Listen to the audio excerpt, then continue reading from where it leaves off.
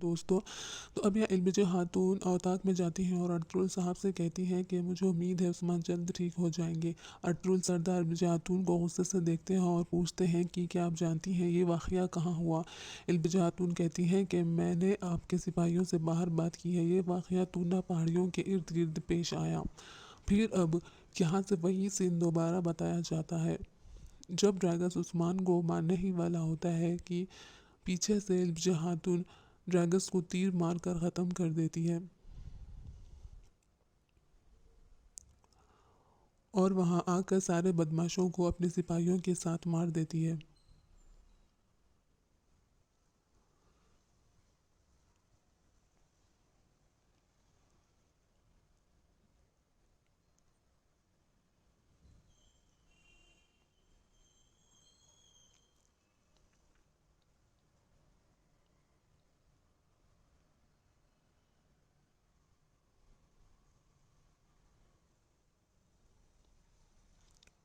वो ज़ख्मी लोग इल्बिजा खातून को सब बताते हैं और कहते हैं कि ये छोटा सा बहादुर बच्चा हमें बचाने के लिए आया था। इल्बिजा खातून उस्मान से पूछती हैं कि तुम कौन हो और कहाँ रहते हो, तो उस्मान कहते हैं कि मैं अर्तुगरुल साहब का बेटा उस्मान हूँ, और फिर ये कहकर बेहोश हो जाते हैं।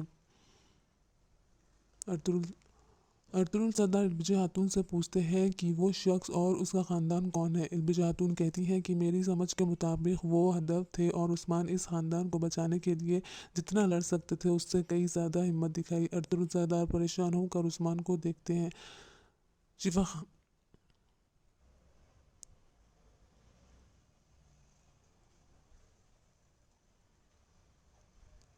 अब यह शिफा खाने में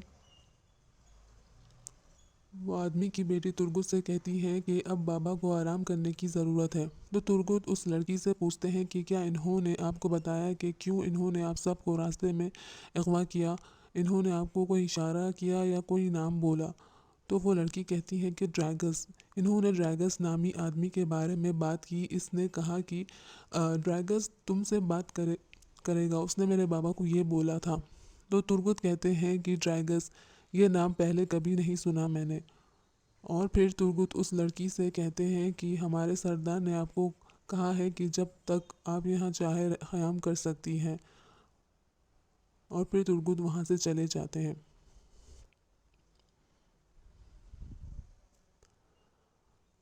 दोस्तों, अब यहाँ अर्तुगरुल सरदार इल्बिजा खातून से पूछते हैं कि आपने कितने कुत्तों को मारा है और क्या कोई अभी भी ज़िंदा है। इल्बिजा खातून कहती हैं कि हमने 8 गिने, सब मर चुके हैं, इनमें वो भी शामिल है जिसको उस्मान ने तीर तीर मारा था। हमने उनकी लाशें वहीं छोड़ दी और आपके बेटे को यहाँ ले आए। अर्तुगरुल सरदार खातून से कहते हैं कि आपने सही वक्त पर मेरे बेटे को बचाया, अल्लाह आपको और आपके सिपाहियों को खुश रखे। इल्बिजा खातून शुक्रिया कहकर बोलती है कि लेकिन अगर कोई है जो बहादुर है तो वो उस्मान है। अगर उस्मान वहाँ सही वक्त पर नहीं जाते तो वो ख़ानदान कब का ख़त्म हो जाता। मैं अब भी हैरान हूँ कि इस छोटे बच्चे को हिम्मत कैसे मिली, अल्लाह इस पर रहम करे। बातचीत के दौरान अर्तुगरुल सरदार इल्बिजा खातून से पूछते हैं कि क्या आप जानती हैं वो आदमी कौन थे।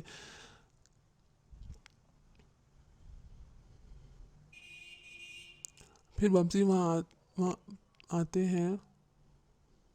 अर्तुगरुल सरदार वंशी से कहते हैं कि लड़ाई तूना पहाड़ियों पर हुई है, वहाँ जाओ और लाशों को अच्छे से देखो और जानने से पहले ना आए कि वो कौन थे। फिर बमसी वहाँ से चले जाते हैं। दोस्तों, अब यहाँ एंट्री होती है ड्रैगस की, जो एक अनाज बेचने वाले के रूप में आता है। उसके एक आदमी पूछता है कि अनाज कहाँ है। ड्रैगस कहता है कि आपके हुक्म के मुताबिक गोडाउन की 14 बोरियां देहात के लिए रवाना हुई। अर्तुगरुल सरदार के हुक्म के मुताबिक वो इस गाड़ी के ज़रिए रिहाइश गाह में फरहम दीगर गांव ले जाएगा। ड्रैगस उस आदमी को बातों में उलझा कर वहाँ से निकल जाता है। बमसी और सिपाही पहाड़ियों की तरफ जाते रहते हैं कि उन्हें रास्ते में ड्रैगस मिलता है। बमसी उससे पूछता है कि तुम यहाँ क्या कर रहे हो, तो वो कहता है अर्तुगरुल सरदार चाहते हैं कि वो सामान पहुँचाओ जो उन्होंने मुझे करीब गांव में देने के लिए कहा है, और मैं सोगोत की तरफ जा रहा हूँ। वो बमसी से पूछता है कि आप लोग यहाँ क्या कर रहे हैं। बमसी पूछते हैं कि क्या तुमने यहाँ कोई सियादार लोग देखे हैं। वो कहता है कि मैंने यहाँ किसी को नहीं देखा। बमसी साहब ड्रैगस से पूछते हैं कि क्या हुआ है? बमसी कहता है कि यहाँ एक लड़ाई हुई थी, अगर तुम यहाँ किसी को देखे तो हमें बताना ज़रूर। बमसी वो आदमी को अब यहाँ से जाने को कहता है। वो कहता है कि यहाँ पर बहुत खतरा है, तुम अब लोगों वापस जाओ। बमसी ये कहकर वहाँ से अपने सिपाहियों के साथ चले जाते हैं। दोस्तों, तो अब यहाँ एलबीजे खातून औताक में जाती हैं और अर्तुल साहब से कहती हैं कि मुझे उम्मीद है उस्मान जल्द ठीक हो जाएंगे। अर्तुल सर दोस्तों, अर्तुल खातून से पूछते हैं कि आप कौन हैं और आपका ख़ानदान कौन है। खातून अपने कबीले का नाम बताती हैं और बोलती हैं कि हम अपने वालिद के हुक्म से सामान ख़रीदने आए थे, हम रात में क़याम करेंगे और सुबह रवाना हो जाएंगे। उतने में उस्मान को होश आता है।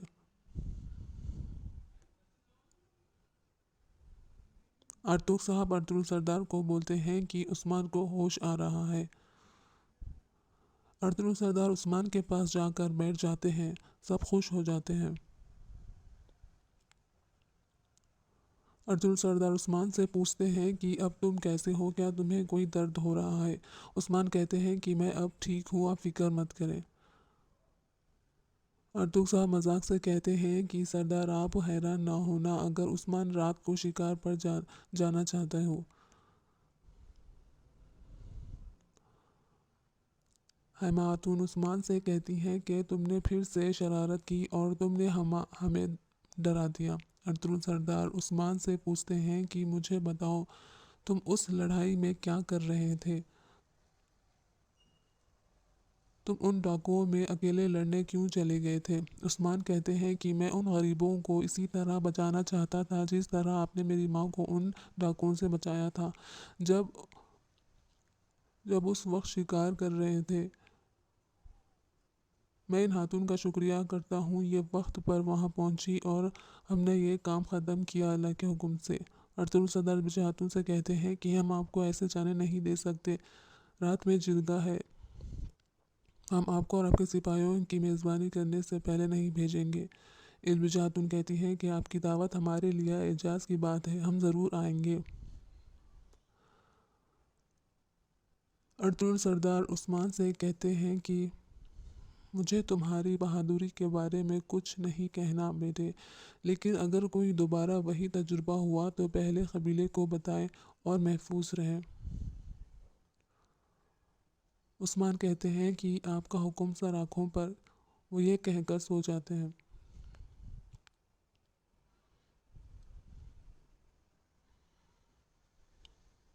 दूसरी जानिब बमसी तूना पहाड़ियों पर पहुंचते हैं और तफ्तीश करते हैं। उन्हें वहाँ खून के निशानात मिलते हैं, मगर लाशें नहीं होती। बमसी कहते हैं कि यहाँ से लाशें वो लेकर चले गए। उन लोगों ने लाशों को घोड़ों पर डाला और लेकर चले गए।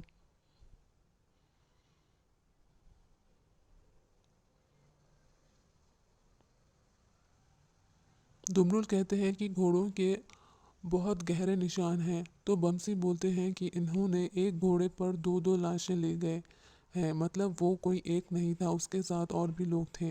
बमसी कहते हैं कि हमें कबीले वापस जाकर फ़ौरन अर्तुगरुल सरदार को बताना चाहिए। फिर वो सब वहाँ से चले जाते हैं। अब यहाँ ड्रैगन्स को बताया जाता है, वो यहाँ अपने असली रूप में आते हैं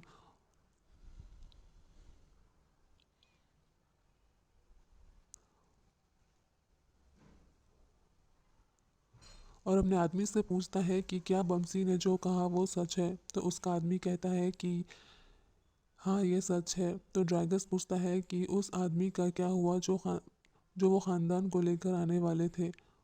तो वो कहता है कि वो सब मर चुके हैं। ड्रैगस पूछता है कि वो ज़ख्मी आदमी कहाँ है। तो उसका आदमी कहता है कि वो उसे अपने साथ ले गए। तो ड्रैगस उसे से पूछता है कि कौन ले गए। उसका आदमी बोलता है कि कई लोग लेकर गए हैं, मैंने लाश में लगी तीर से उन्हें पहचान लिया।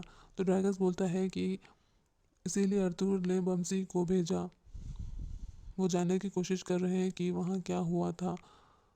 उसका आदमी बोलता है कि अगर वो ज़ख्मी आदमी ने अर्तुगरुल को सब बता दिया तो क्या होगा। तो ड्रैगस कहता है कि वो नहीं बोलेगा, वो मेरे गुस्से से डरता है। ड्रैगस का आदमी कहता है कि उसका वहाँ रहना आपके लिए ख़तरा है। अगर अर्तुगरुल ने आपको पहचान लिया तो सब बर्बाद हो जाएगा। ड्रैगस अपने आदमी से कहता है कि अपने कोई आदमी को शहर भेजो और कबीले की जासूसी करो, और ऐसे आदमी को भेजो जिस पर किसी को शक ना हो। और वो वहाँ से चले जाते हैं फिर।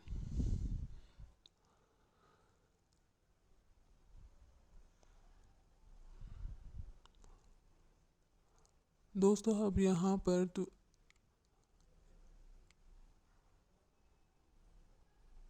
पर तुर्गुत अर्तुल सरदार से कहते हैं कि मैंने उस आदमी की बेटी से बात की।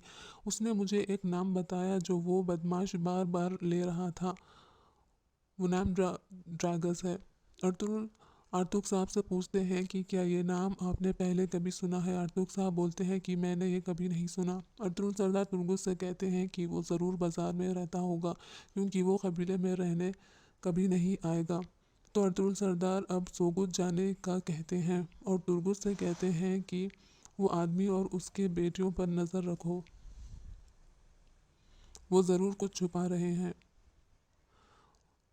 और उन्हें कल के जिरगे में आने की दावत भी दी। अर्जुन सरदार आरतू साहब के साथ सोगुत के लिए रवाना होने की तैयारी करते हैं। तो दोस्तों बस अब यहाँ